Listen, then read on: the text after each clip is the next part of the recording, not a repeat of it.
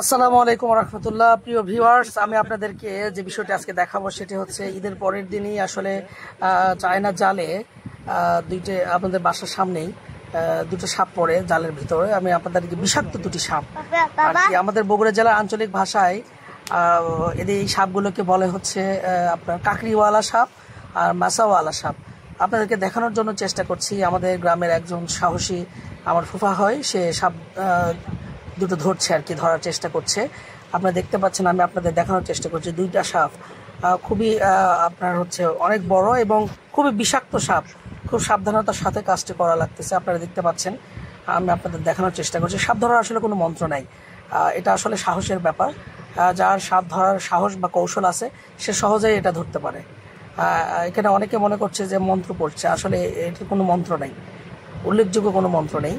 তো আমি আপনাদেরকে দেখানোর চেষ্টা করছি। পুরো ভিডিওটির সাথে থাকবেন সবাই, এবং যারা ভিডিওটি দেখছেন অবশ্যই যাদের এলাকায় এরকম ধরনের ঘটনা ঘটে থাকে আপনারা আপলোড করবেন, আমরা দেখব সচেতন হওয়ার জন্য এবং সাবধানে থাকার জন্য।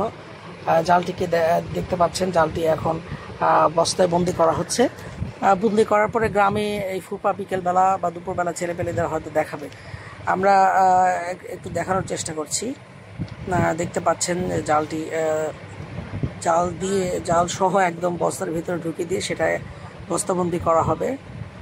দুটো সাপ রয়েছে, এর ভিতরে আরও একটি ছোট সাপ রয়েছে, আমাদের আঞ্চলিক ভাষায় ইনি সাপ বলে এটাকে। হ্যাঁ, তো আপনারা দেখতে পাচ্ছেন জালের ভিতর বস্তার বন্দি করা হচ্ছে, এখন বস্তার ভিতরে তোলা হচ্ছে সাপটি। আপনারা সরাসরি আসলে দেখাতে পারলে খুব ভালো হতো এবং খুব অবাক হয়ে যেতেন। দুইটা সাপের অনেক ওজন এবং অনেক বড় আর কি, এবং ওদের গঠন মোটামুটি অনেক সুন্দর। সারা রাত মাছ খেয়েছে।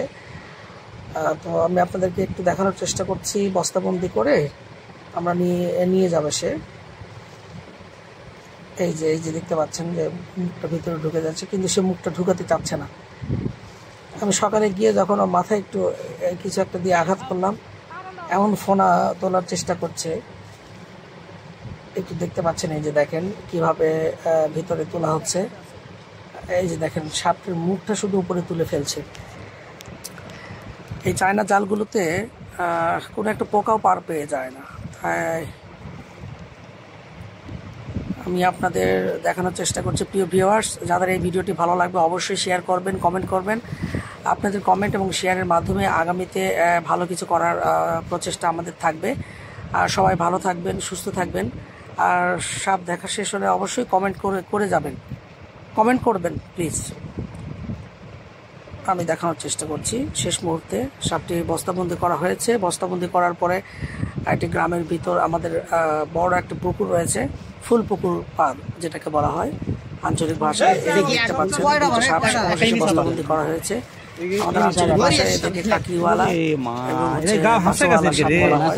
সাপ একসাথে রয়েছে, ছোট্ট একটি সাপও রয়েছে ভিতরে। ভালো থাকবেন সবাই, সুস্থ থাকবেন।